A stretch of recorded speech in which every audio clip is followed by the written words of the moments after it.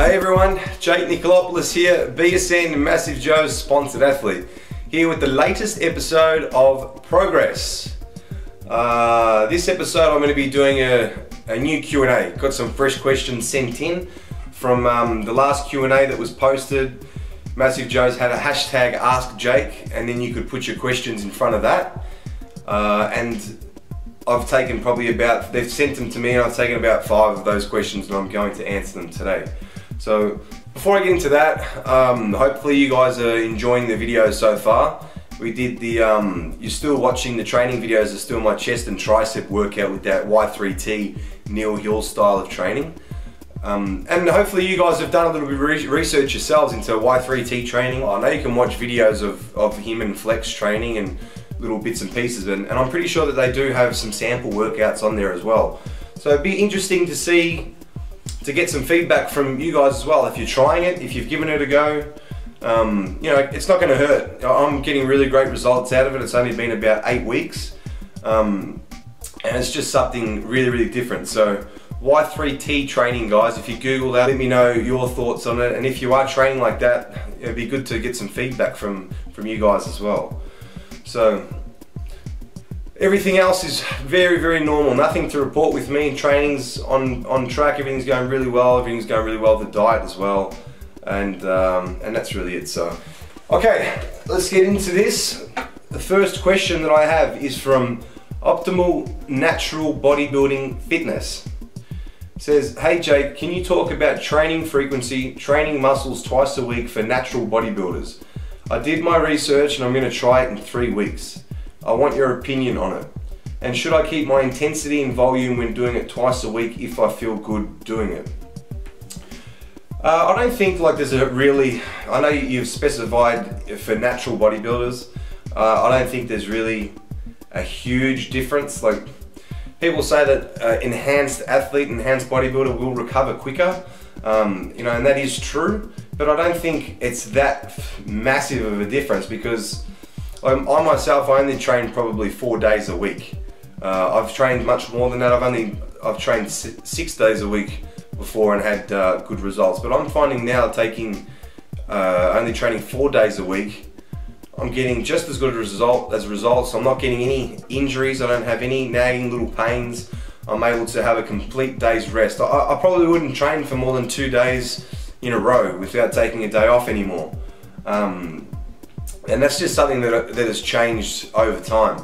I wish I probably did do that earlier on in my career, where I would train really hard for 2 days and take a full day's rest, because I used to always just train for, you know, just for the sake of training, and I thought if I take a day off it's going to be counterproductive, and it's going to have an effect on my gains. But you know, it's quite the opposite. Without the recovery, you know, you're not getting the most out of your body. So training twice a week, I don't think there's any problem with training twice a week, and the intensity you shouldn't have to drop. If you train the same body part twice a week, keep the intensity exactly the same. There's no need for you to change it up. Maybe you can experiment a little bit by doing your heavy session. If you're going to train, say, chest twice a week, maybe do your heavy session with all your presses and stuff on the first day, and then maybe a few days later, if you hit chest again, then do a bit of a lighter workout, maybe with some isolation sorts of things, or the same style of workout but just a different rep range.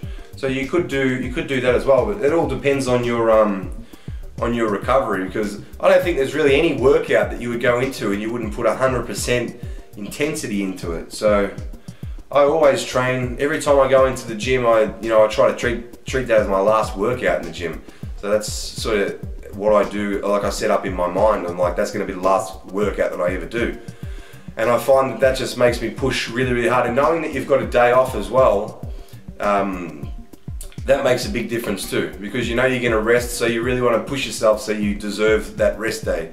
So most rest days I have, I'm actually too sore to train anyway. So that's the good thing about rest days. So I would definitely include rest days in any training program. Next question is from Ink Technique. It says, hey Jake, is it possible to lose body fat and build muscle at the same time? If so, how do you do it? This is a question that is asked by so many people.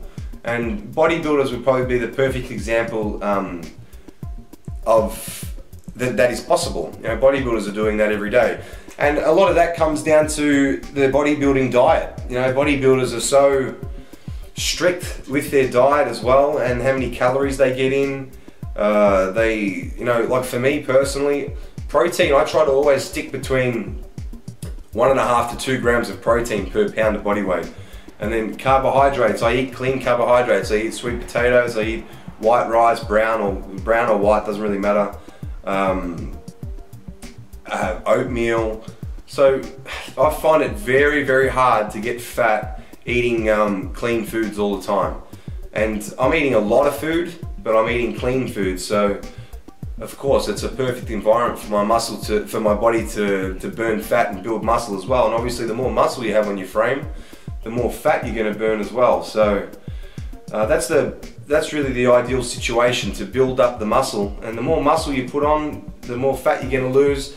And that's why a whole lot of bodybuilders don't do lots and lots of cardio, because the more muscle that they have, you know, the more fat they're going to burn as well. Obviously, you're getting ready for a contest, you're gonna do some extra cardio. But generally speaking, for bigger guys, they don't do a hell of a lot of cardio. Like I know for me, I only do cardio in the off season just for cardiovascular health.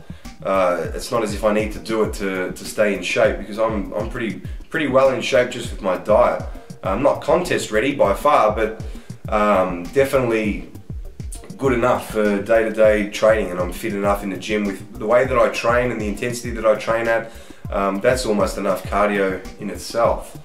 So Pierce Bruh says, hey Jake, in the video in which you trained with Joe, aka Massive Joe, you would do a set, rack the weight, and after 10 seconds you'd pick it back up again and go until failure. Would you recommend this type of training to anyone looking to gain strength and put on mass? Very good question, Pierce. So we were doing like a rest pause. We must have been doing the incline, were we? And we racked the weight. I'm not 100% sure, but I would do rest pauses on pretty much all of my exercises. So if I'm doing incline bench press, if I'm aiming for 10 to 12 reps, I'll probably only get 7 on the first set, and then I'll just rack it, regroup, rest for maybe 5 seconds, take it back off again, try to get like 3 reps. Rack it, rest for another 5 seconds, take it back off, try to get 2 reps. Rack it again, rest 5 seconds, take it back off, and try to do a few singles. Maybe I can do one at a time, resting 5 seconds in between. So that way I find that it just can take the muscle even further past failure. The only reason why I racked it was because on an exercise like bench press, once you've locked out, the tension isn't really off. Like you put a lot more load into the triceps, but it's too hard to hold it, especially if you're lifting heavy. Like if I'm lifting 3.5 plates either side, once I get to like 6, it's going to be impossible for me to just hold it like that and then go 7, 8. I just wouldn't be able to do it. So that's why I actually rack it and then I go again. But if I'm doing other exercises like even lat pull downs, I'll do the same thing. So if I get to like 10 reps, I'll just hang for a little bit, just let my arms just stretch, and then I'll do a couple of more, let it stretch again, and then go again, and then do the singles, whatever. So basically we're taking the muscle way past failure. And of course that's a good thing, and that's great for mass, and it's great for strength. So that's why I train like that. In the past I never used to train like that. I used to just go straight out sets.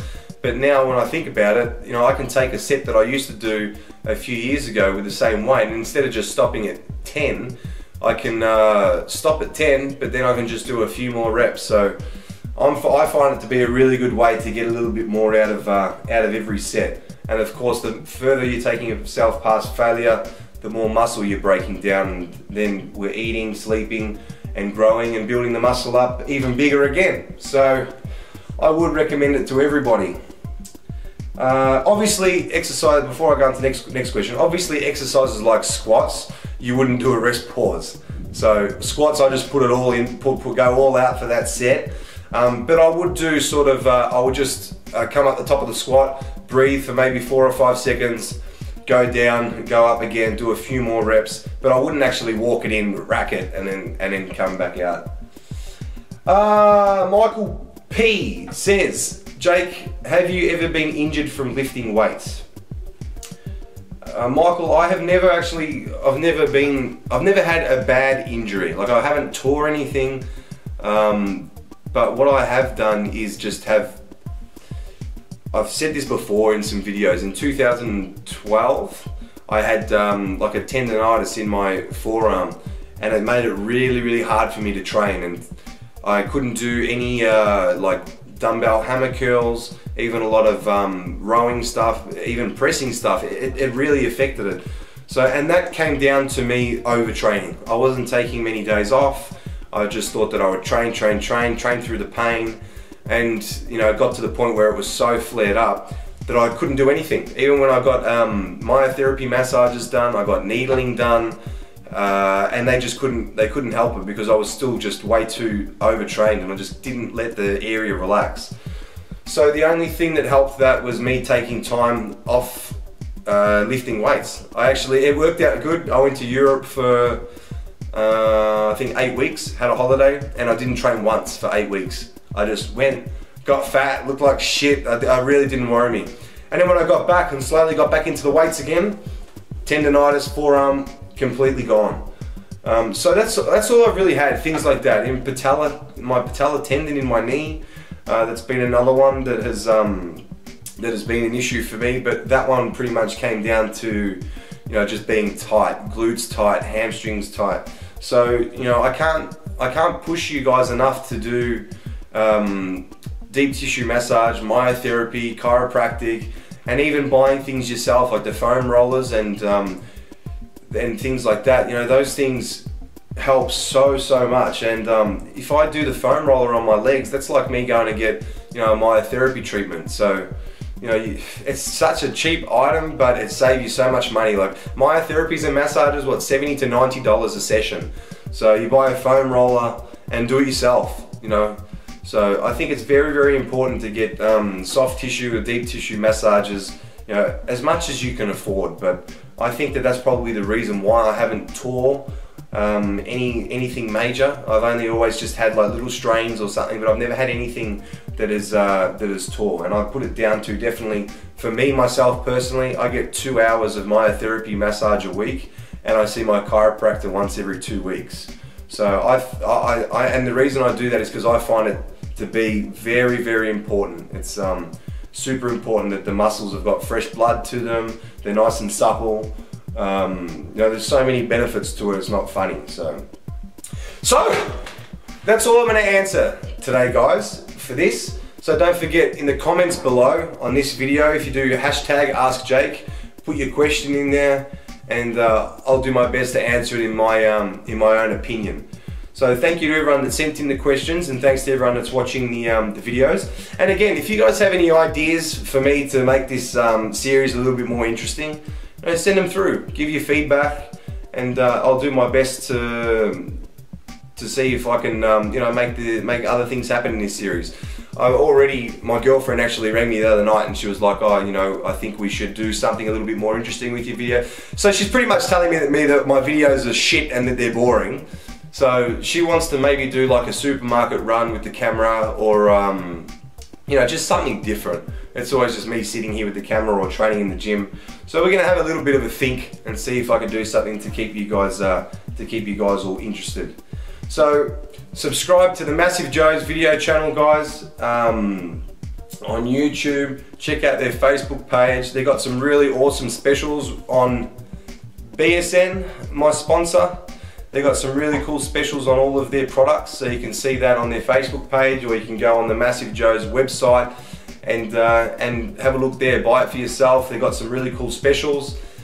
And that is really it for me. So I'll see you guys all in the next episode.